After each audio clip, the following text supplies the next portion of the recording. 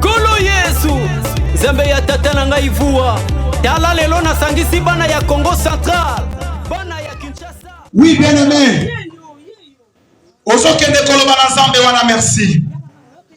Kotala bola munyoso Nzamba sali perso ko bakosalela yo. Tomba lelo na ligoza na reconnaissance et pas na Nzambe. Bana koloba na Yesu merci. Konda na kombo na Yesu alléluia. Micro.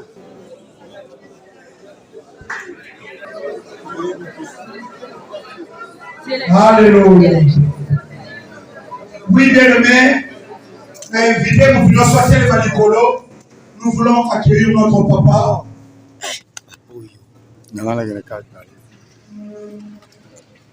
Il est parmi nous, nous voulons l'accueillir, notre père.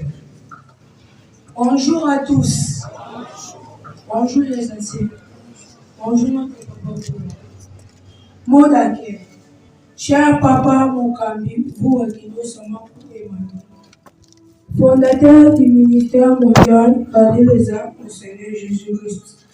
À ce jour de dimanche 5 avril 2026, marquant la clôture de notre 22e année et 21e édition de notre organisation de recyclage, que vous avez initiée depuis 2004 et cette année 2026, du recyclage international.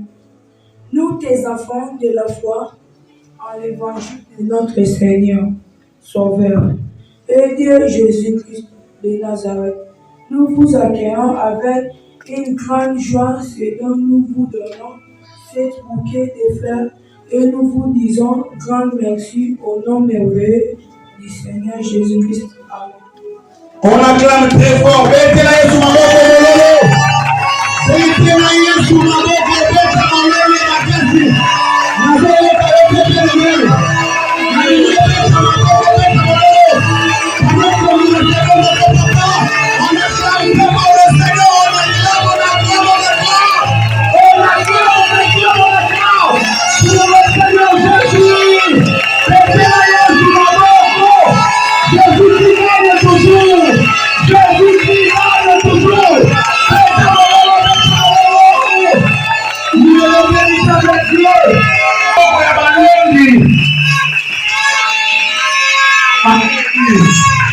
Amen.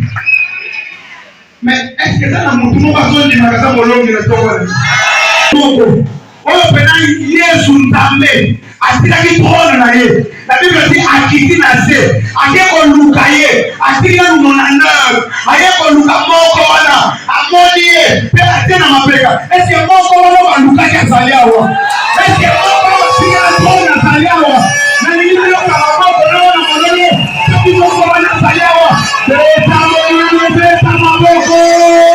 Kwa na Nzambe.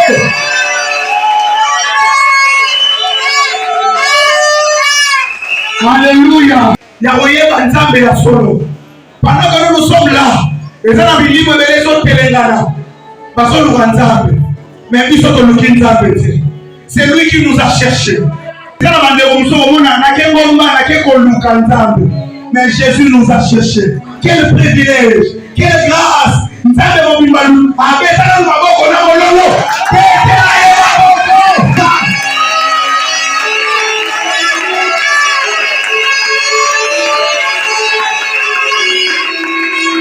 Dans son palais tous s'écrient. Dans la maison de l'Éternel tous s'écrient.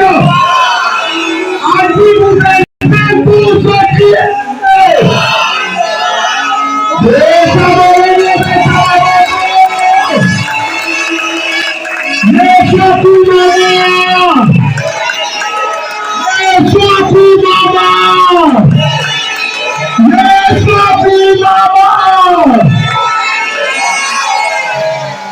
Amen.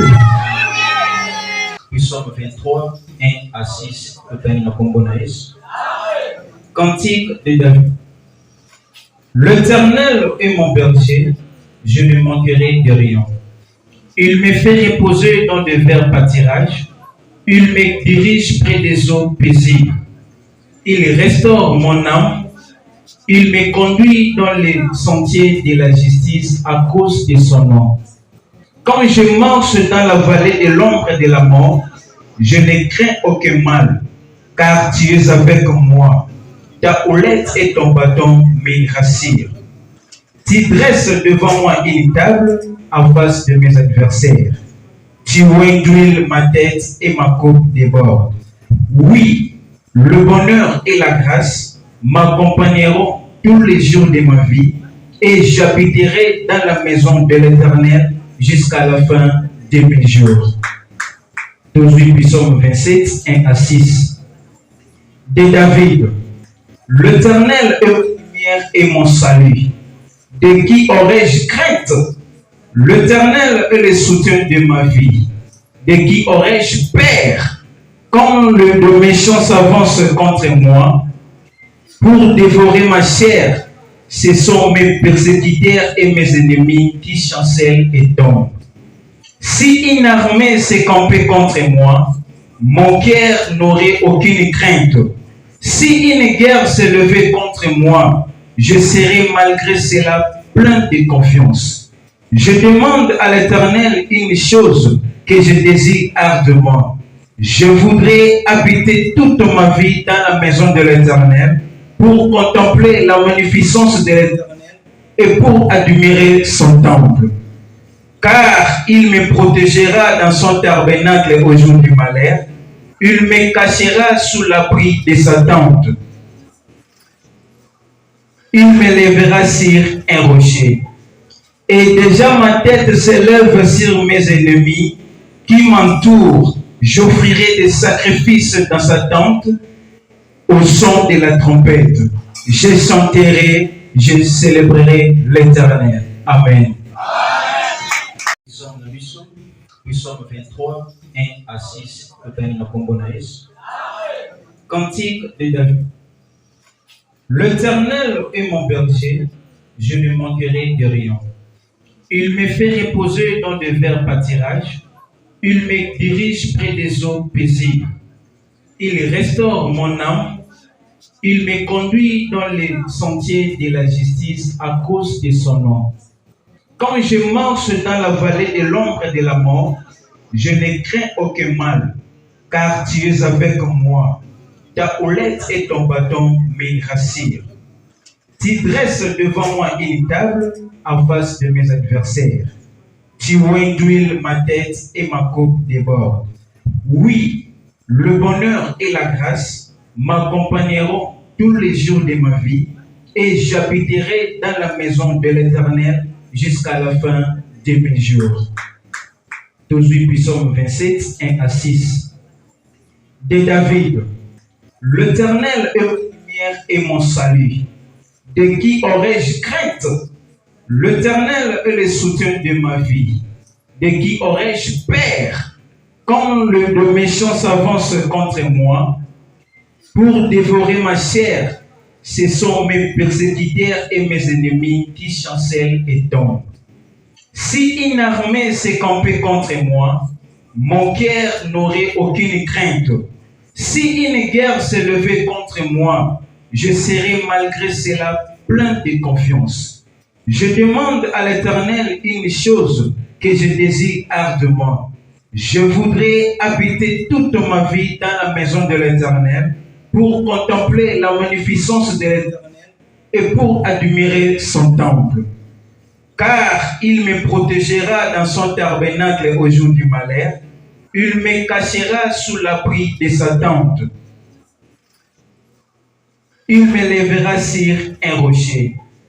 Et déjà ma tête s'élève sur mes ennemis qui m'entourent. J'offrirai des sacrifices dans sa tente au son de la trompette. Je chanterai, je célébrerai l'Éternel. Amen. Ok. Il faut manifester quand le Seigneur s'allie. Est-ce que vous pouvez encore la gloire au Seigneur? Est-ce que vous pouvez encore la gloire au Seigneur? Ah, vous t'avez posé à l'aide. C'est bon, la limite au baboué. Oh, salie, makamwa kokamwa, Ngamoko namoni na miso namona itenga yaki yaki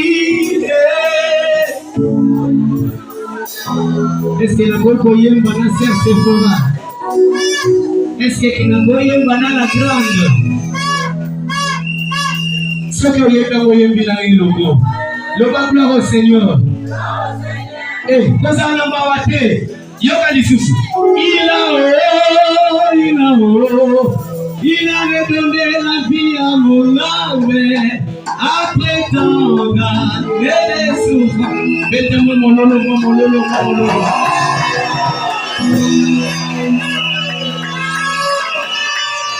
Et c'est nos amis.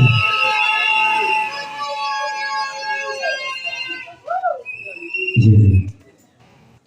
Oh salie makabako kama namoni na miliso Yesu nalisugia popa ayo namoni na miliso oh salie makabako kama namoni na miso yaki nalisumbia popa ayo namoni na miso osalie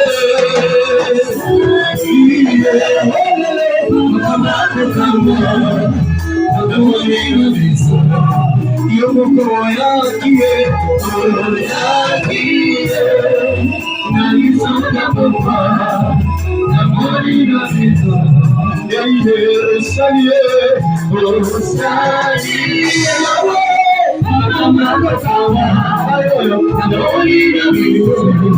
yemoko ayaki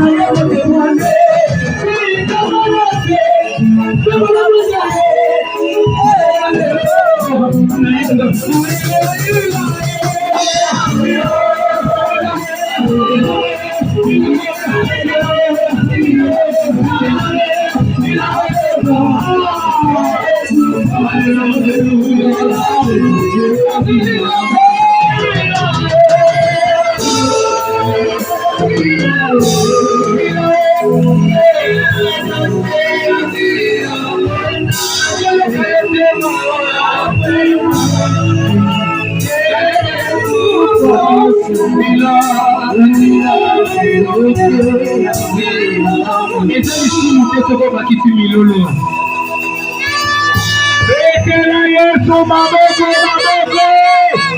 Alléluia. Jésus, oh mon ami. Jésus, oh mon salut. Oh Jésus, Jésus, Jésus. Jésus, oh mon sauveur. Jésus, oh mon ami. Jésus, oh mon salut. Oh Jésus, Jésus, Jésus. Oh, grâce à toi que je suis sauvé. Je peux rentrer dans ma Jésus, Jésus, Jésus. Grâce à toi que je suis sauvé. Je peux rentrer dans ma Jésus, Jésus, Jésus. Jésus, oh, il est roi. Jésus m'a dit et m'a paix. Jésus, oh, il est tout. Oh, Jésus, Jésus, Jésus. Jésus, oh, il est roi. Jésus m'a dit et m'a paix.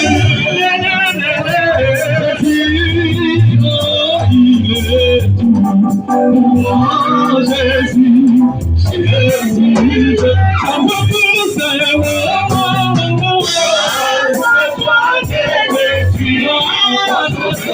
je suis sauvé.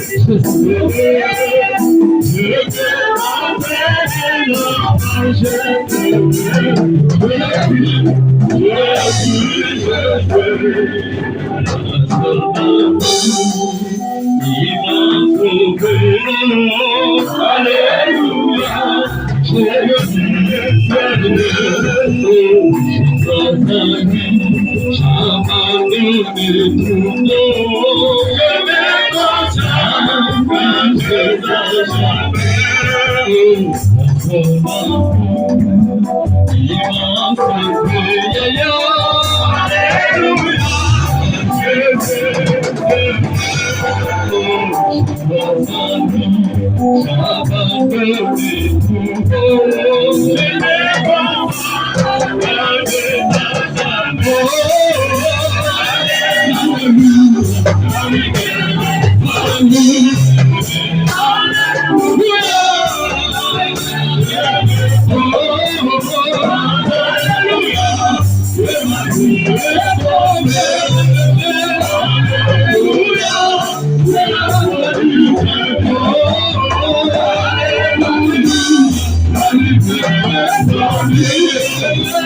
Jésus,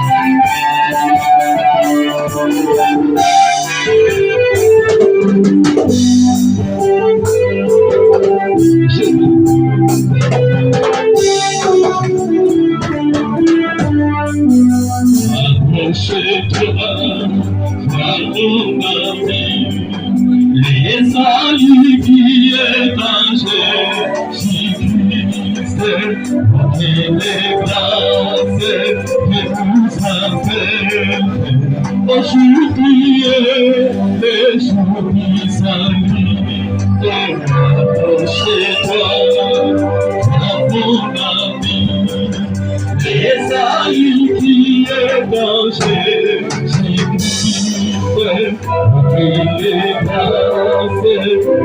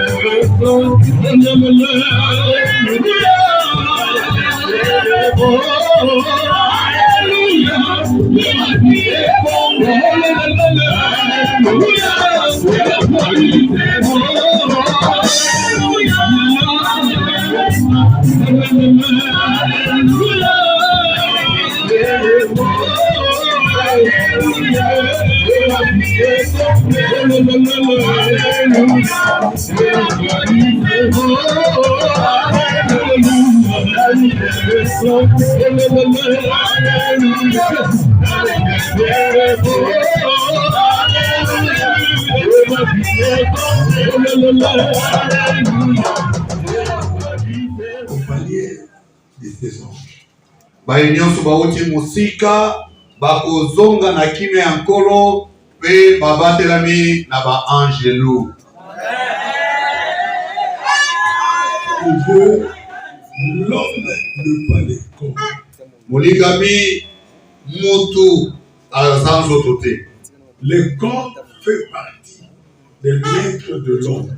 Nzoto azali moko ya biteni ya mutu. L'homme n'a pas commencé dans le sein de la maman. Mutu abandite na kati ya libumu ya mama. Non. Et ça c'est le corps. Wane zali nzoto nde bandi kuna. Mais l'homme a une préexistence. Il vient de Dieu. Mutu azali na ojalisama ya liboso. Mutu auti na Nzambe. Et cet homme-là, c'est l'homme esprit. Pe mutu wana ezali mutu molimo. Le beau esprit dans le corps. Mutu molimo ngai molimo na kati ya nzoto. Bien sûr, le corps commence petit, hein, ça se développe jusqu'à atteindre un certain âge. Solo nzoto ebandaka azali muke azakokola akoli kino akoma na bambula to mibu sogoro. Et l'ego esprit s'adapte à chaque âge. Pe ngai molimo weza kati na nzoto wana ye amesanaka na bileko nyonso oyo moto azoleka. Quand on voit un corps qui est petit, c'est-à-dire l'homme a, par exemple, le corps physique a, par exemple, 10 ans, mais il développe des capacités intellectuelles extraordinaires. Dans le monde, on dit c'est un génie. Nous, dans l'esprit, nous disons c'est un symbole de Dieu, une étoile de Dieu.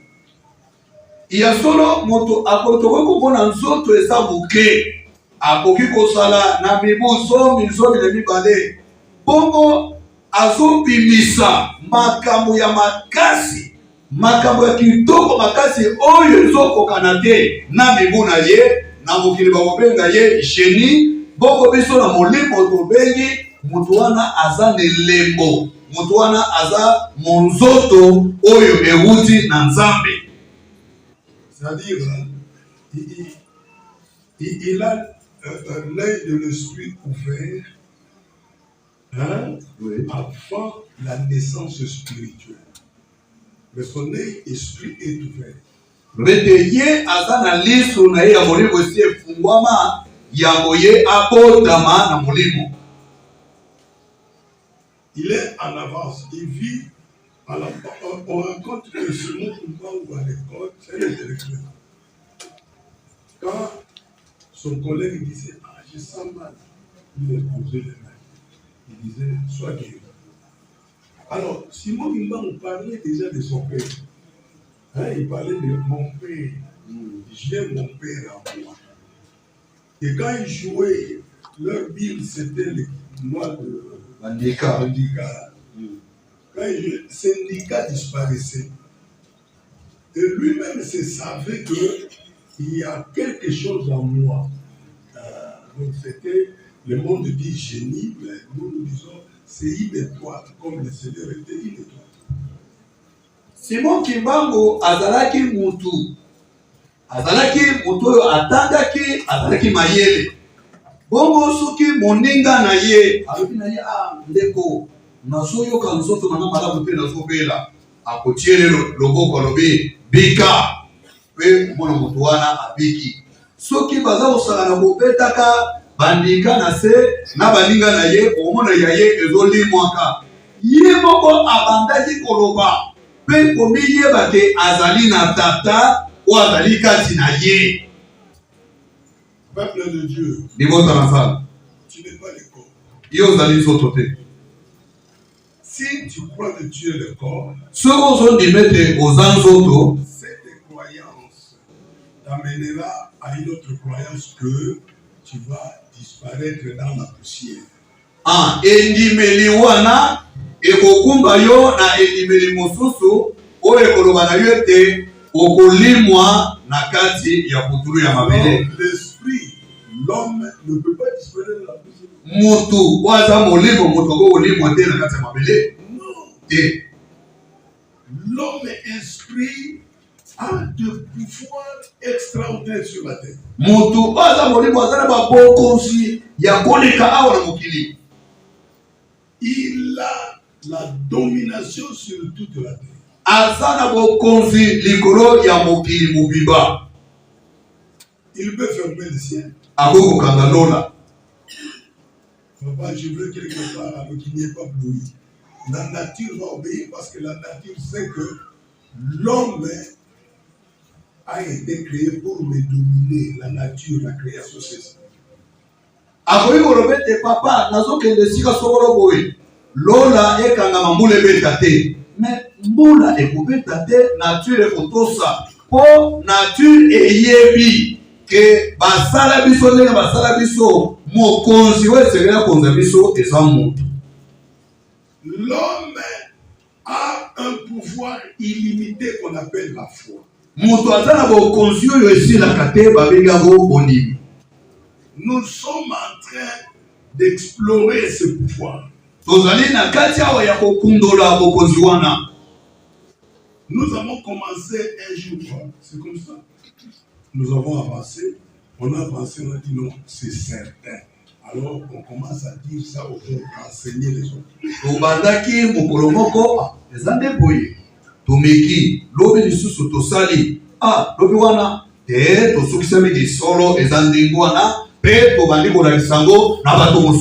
les gens qui apprenaient, ils allaient faire sa télé.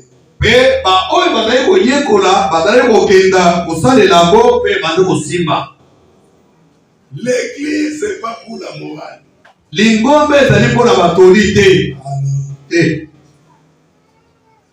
regardé tous les hommes de Dieu, les adorateurs. Ils avaient de mauvaises conduites. Natali bato nzambe nyonso bagumba beli nyonso ya nzambe bazali na bisaleli mabe. Nous ne devons pas imiter. Oyo biso tutoko mekola te. Ils prenaient leurs belles-sœurs. Bazao so basemeki na bango. Ils prenaient leurs servantes. Bazao so baboyi na bango ya basi. Ils prenaient les femmes d'autrui et ils tuaient leurs maris. Bazao so basi ya batu pe babomi mibali na bango. Mais quand ils exercent leur pouvoir, le pouvoir de Dieu se manifestait toujours. Mais parce que ces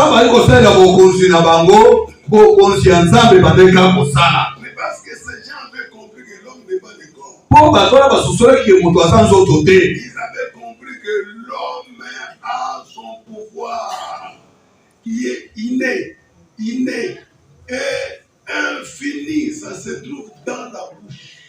Mais bango bayebaki ete moto azala bokonzi na ye oyo abondami nango eza kati na ye mpe bokonzi yango evandi na kati ya munoko.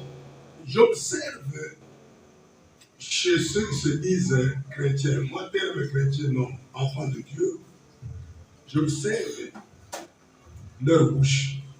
Ngai natalaka bayo babibengaka bakristo kombo wana kristo nga nalingaka mote nga nalingaka koloba mwana na nzambe. Bon, siko natalaka bayo babibengaka bakristo natalaka minoko na bango ndenge balobaka. Balobaka mabe balingami. savent pas que les mots ont leur pouvoir. bayebi te ke maloba ezalaka bokonzi na yango. Mot, c'est mot. Liloba. Oui, liloba. Un mot. Liloba moko kaka ezala bokonzi. Par exemple, quand ils prononcent des mots négatifs, un exemple, cercueil, automatiquement les forces invisibles du mal s'approchent. Ils regardent l'intention.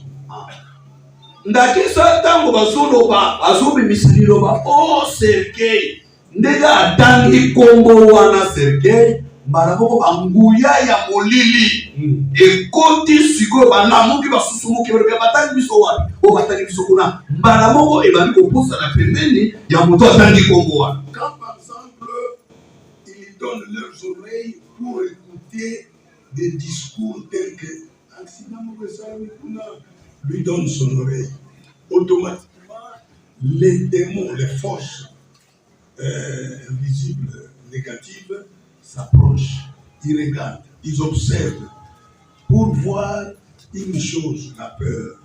Dès que vous entendez, ça crée la peur, démons entrent. Ok.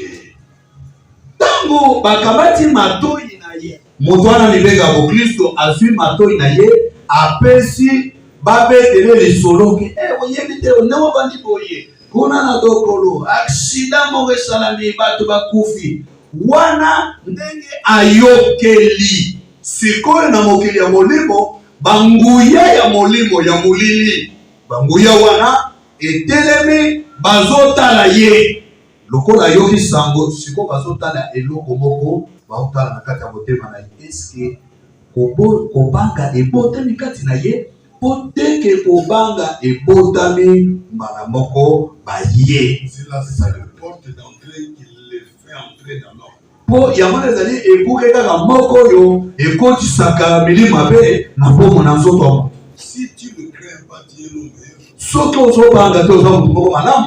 Oui. Ceux qui ne craignent pas, vous avez atteint un niveau.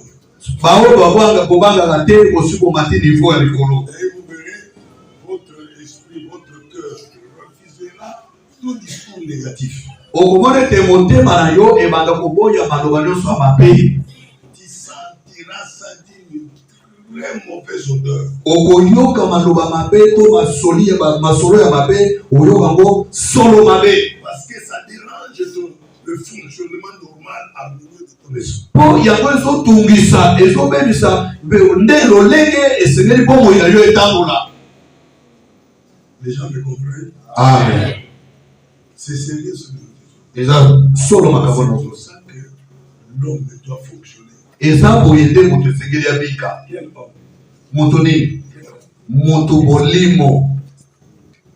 Je ne parle pas du fonctionnement des corps. Na awa nazolobela nzoto te naolobela moto molimo. Wezifandi kati na nzoto. L'homme esprit fonctionne avec la parole de foi. Il dirige toute sa vie, tous les cours de la vie, tout. Il attire les choses par la parole de foi. Moto ya molimo abikaka na liloba ya bondimi. Azopenda biloko na liloba kaka ya bondimi. Oui. Et la parole de foi a comme ennemi une conscience souillée. Donc, il ne faut pas pécher. Et si on pêche, on doit se confesser. Liloba ya bondimi pe monguna na ye moko ezali mabanzo oyo ebeba. Mabanzo ebeba elakisi osumuki. Nzoka soki osumuki esengeli otubela. Amen. Amen. Est-ce que vous comprenez? Amen. Oui, David. Tala David. Hein? Oui. Quand il a écrit Psaume 51, ça c'était pour chanter sa son de cantique. Mais dans sa vie, c'est ce qu'il faisait. Ok. Omoni tango Daudi akomi Psaume 51, ezali nango banzembo po ayemba. Kasi na bomo ina ye boye bomoto yango makambo bande kobika. Il savait que pour créer avec la parole, pour créer avec la parole, il faut avoir une conscience pure pour ne pas donner l'occasion à l'ennemi de vous traumatiser. Ayebaki ke pona kokela esene ozana mabafu ya peto po pesa nzela te na munguna akota pe atongisa yo. Ça se fait comme ça. Et ça la maboye. Vous voulez parler? Olingoloba pour vous-même. Pona yo moko. Topo olingolobela pona mutu. Vous montez au fond, il y a un doute. Ozoka na kati ya motema mwa tembe moko ezali. Le doute est alimenté par des appréhensions. Toi tu as fait ça. Tu crois que Dieu va écouter? Toi qui as fait ça. Ces appréhensions ne viennent pas de Dieu mais du diable. Ah. Omona doute eutaka na ndenge mutu azoyokela mingongo. Okoyoka ate. Yo pensa ne olingo sala boy. Yo pensa mutu sali boy. Yo kanisa. Yo lingo ulo boy. Yo kanisa ko simba. Yo kanisa nzamba oyo awoyoka yo mutu ucho sala boy nzamba oyoka yo. Ozoka mingongo wana euti na nzambe te. Ezoka na Satan. Mais tu peux dire à l'arbre séché. Yo koloka na nzete kokauka. Tu peux dire à la montagne de se déplacer. Okoloka na ngomba elongwa ngombe kotambola. Tu peux dire à une maladie de partir. Okoloka na bokono elongwa. Tu peux appeler l'argent. Okobenga mbongo. Tu peux te créer le succès. Okoki kokela succès na yo. Comment? Nandele na monoko. Ozoloba pe ozondima. Et fini. Mais ça ne devient pas possible parce que il y a la conscience qui est suivie. Kasi ya mwezo sala matin pote mabanzo ya moto ebebi. Deuxième chose. Eloko amibale. La haine. Koina. La amertume. Pasi na motema. Oyoki motema pasi. Onyongi. Ça c'est la méthode ya diable. Bayebaka bata foi. Sikoyo to tiayen kaka a créé la lilobate. To provoquer ye. Amen. Alors là encore, Dieu va te laisser surmonter les provocations. Nzambe akotika yo pe o mata likolo ya ba matumboli wana ole kango. Il va permettre qu'on te provoque. Ye penza akopesa nzela batumbola yo. Jusqu'au jour où tu comprendras que j'ai des œufs, je ne dois pas répondre aux provocations. Ah, kino mokolo yo okoso solete momemi maki aswana gate abunda na te. Sinon, après s'être fâché, tu réponds à une provocation. Quand il y a quelque chose qui arrive pour que tu crées par la parole, tu vas avoir peur, tu vas avoir le doute, parce que la foi fonctionne avec une conscience pure.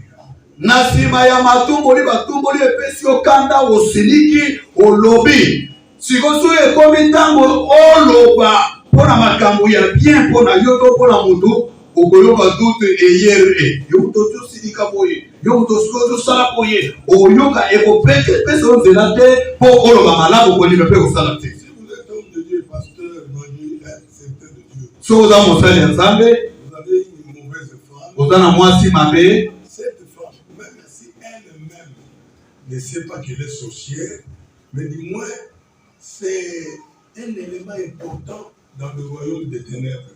Ah. Soki mwasi wana ye moko amiyebi te ke azalaka ndoki. To azandoki. To pe azambe ndoki te.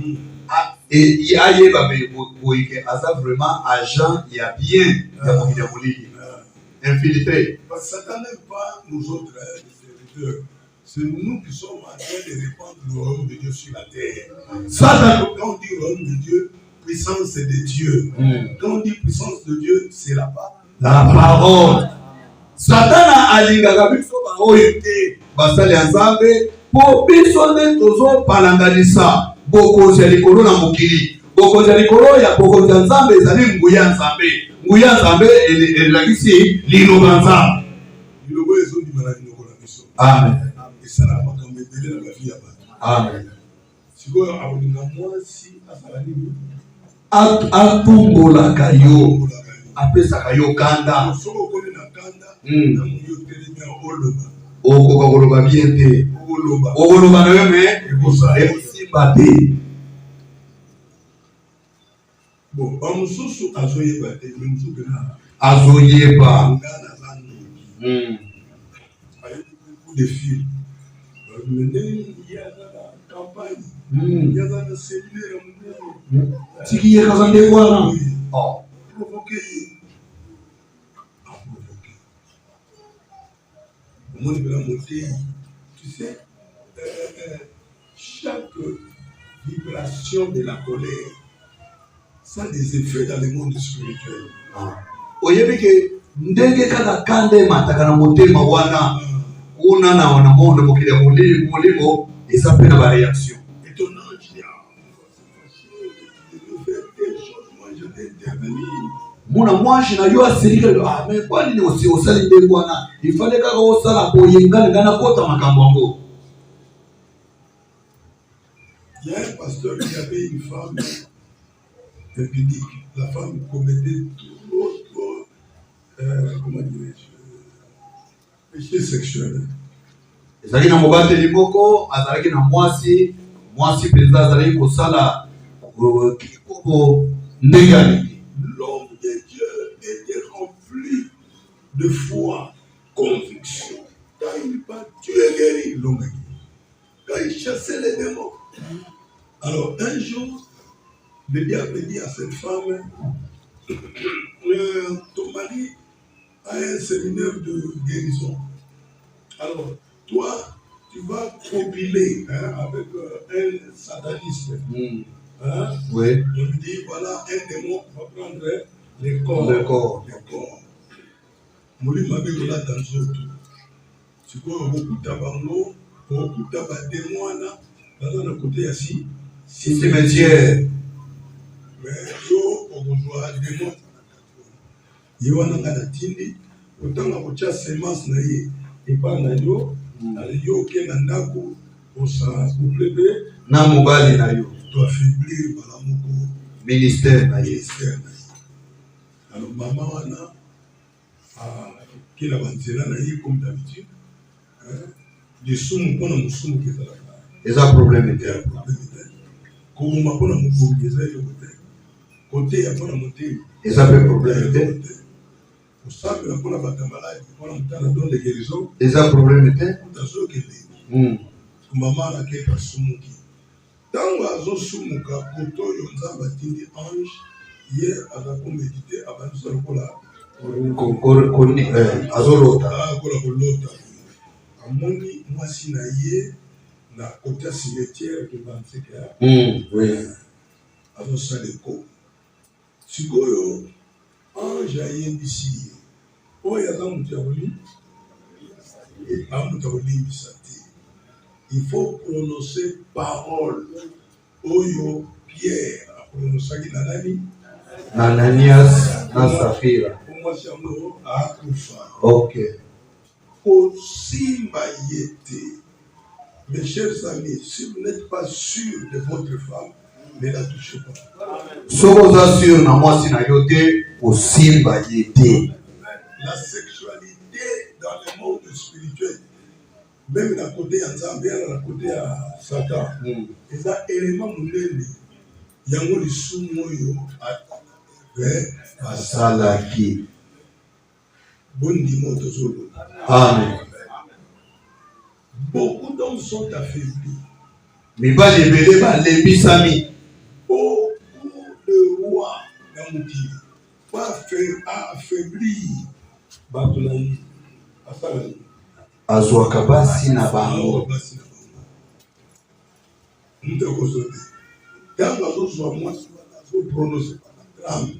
Badram veut dire des formules magiques.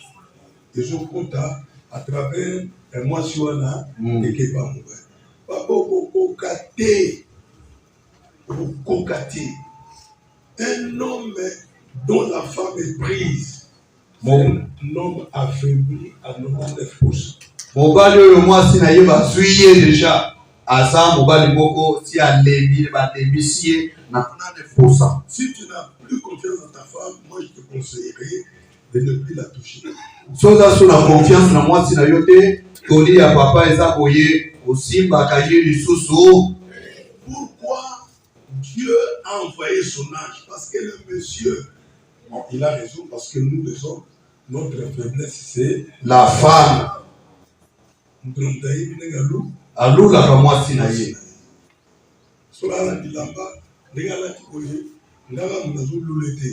Même l'église peut la solula mais au lulo ya mobali ezaka yakati. Bozolanda Amen. la beauté intérieure, physique intérieure.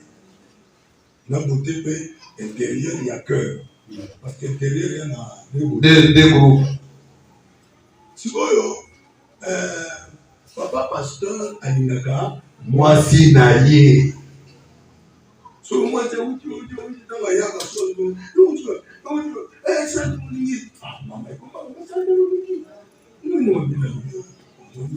mutu ngaba ngandi no akoma ka victime oyobo obondela ye na santé na so non c'est pas rien de la vie de la foufou c'est na lamba déjà na lamba na benga imwana ya face na lamba talo ya yoga chema tolera na kilobi na jema ya ni sawa fe mutu yo bondelaka autre banzela ya yekobo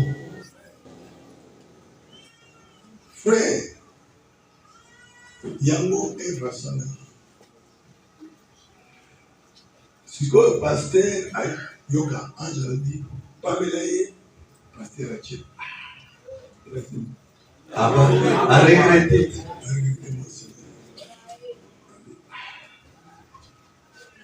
angela Dieu a besoin de Moussalo et Bapesi yo. Ebeba. Alors, c'est toi qui va partir. Non, ça. Moi, c'est un gâteau. Aïe. Avec les gâteaux, on fait tombola mabo. Tombola mabo. Mama so utira banzela wana ba tombola mabo photo tombola te di wana ekoki tombola te sikoyo yoka yana sorte ya sorcellerie ke kundaka na foi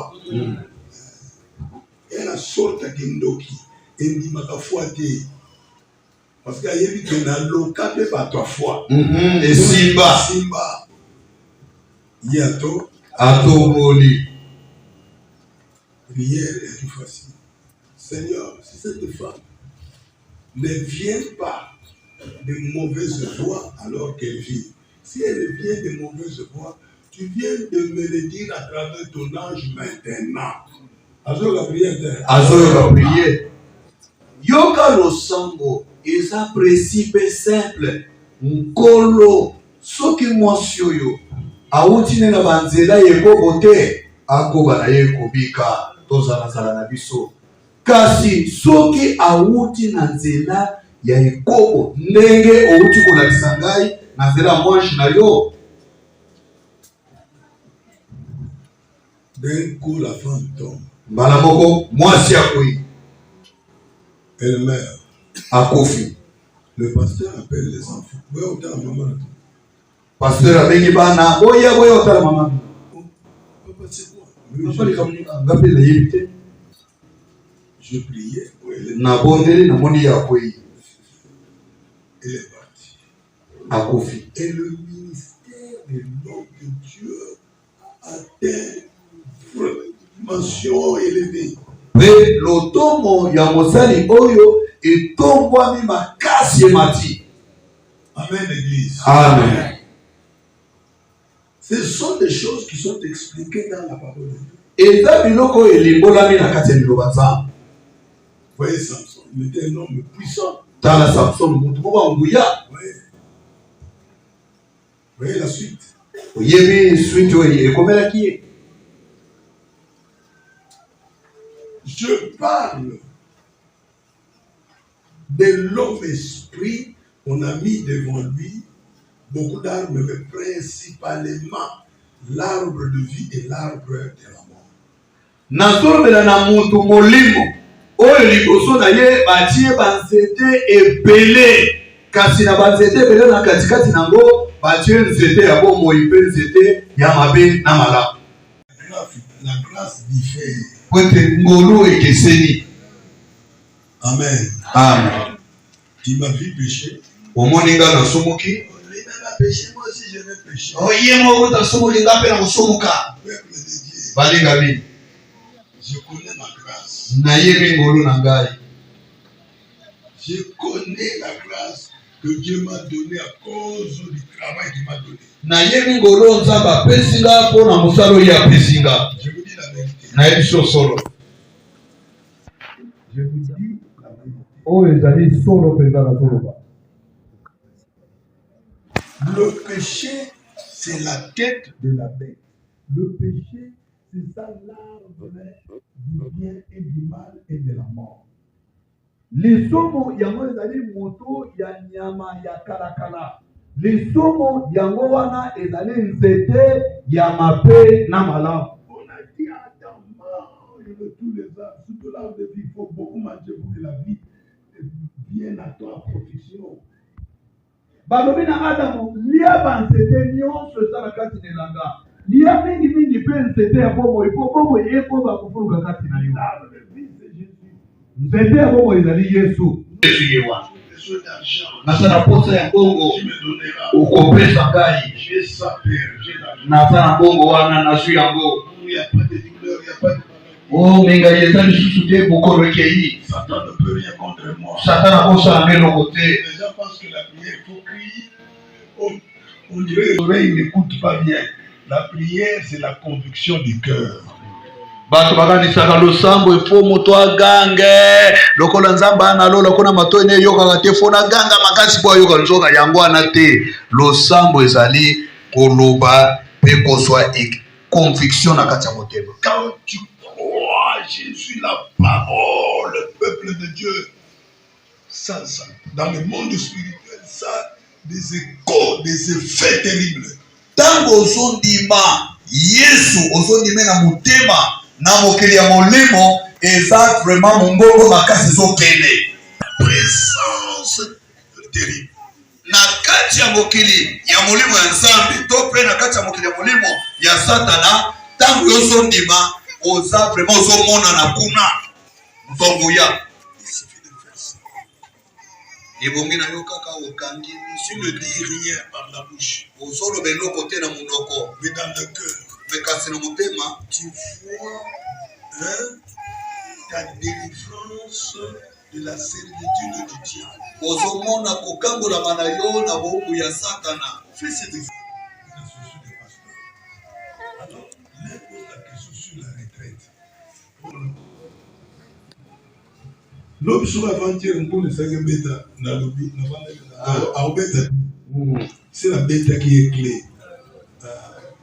C'est un mois avant, c'est la monnaie macamounion. Amen. Vous voyez, Amen. c'est la monnaie un mois avant, c'est la monnaie moula bêta. Soit au bêta, bah, un mois, c'est dans Na yete. Abeta. Papa, aux aspects, moi je veux dire, c'est-à-dire, tout ça va ndoki, tout ça, toi va kamolimo, toi va ndoki, toi, quand on dit la Sayo, Amen. Yangonga la vivaka.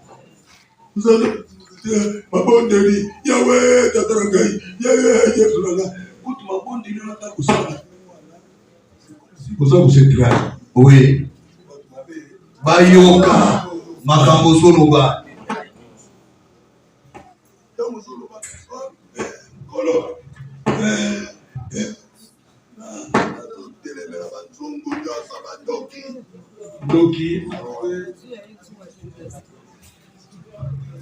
Ndoki azwi nzungu na ye akangi yango na lipeka parce que ayoki yo.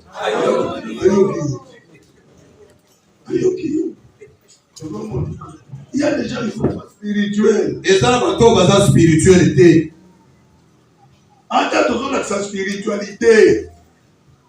Dans sa spiritualité. Tant on a nazaraki na mukili. Nazaraki na makambo ya mukili. Na bana ukopere na Père Ngwanzo, sango ya Saint-Trophime. Papa, basango, bon, c'est pas que la spiritualité négative, hein? Oui. La magie. Mais, surtout, le spirituel, basango, basa spirituel. On écoute ya vandi na tapis rouge à Dieu. Asamona Guillaume a occupé des pots dans la carte, il y a méditation transcendantale. Église, moi, je suis pasteur, tout le monde a côté, il y a des séquilles. À mon côté, il y a des séquilles. À se concentrer, à méditer, à ça, à aventure. Elle dit qu'il faut chasser des mots, hein. À Zongelio. So les gens sont guéris, pasteur, ils ne sont pas pasteur. À beaucoup qui s'aillent à mon niveau et pour créer confusion là, dans le ministère nayo. Parce que tu n'es pas concentré, tu n'es pas spirituel. Na lola, nini, comment on appelle? La boîte na yo ya mabondeli eza vide.